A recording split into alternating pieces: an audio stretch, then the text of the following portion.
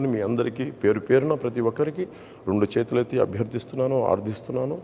YCP వ్యతిరేక vote చీలకుండా Bharatiya Janata party పోటీ చేస్తున్న చోట, తెలుగుదేశం పోటీ చేస్తున్న చోట మీరు సంపూర్ణంగా జన సైనికులు, జనసేన వీర మహిళలు, జనసేన మద్దతుదారులు ఎట్టి పరిస్థితుల్లో వైసీపీ నాయకులు రకరకాల మాటలు మాట్లాడుతూ ఉంటారు.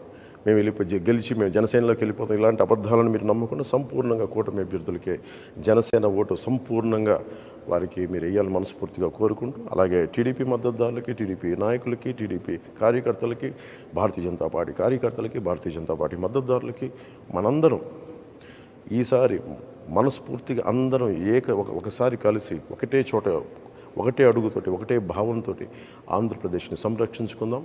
నరేంద్ర మోదీ గారి నాయకత్వంలో వికసిత్ భారత్లో అంతర్భాగం వికసిత్ ఆంధ్రప్రదేశ్ కూడా మనందరం కలిసికట్టుగా మనం ముందుకేసి ఓటేసి కూటమిని గెలిపించుకోవాలి. కూటమిని గెలిపించుకోవడం మన బాధ్యత.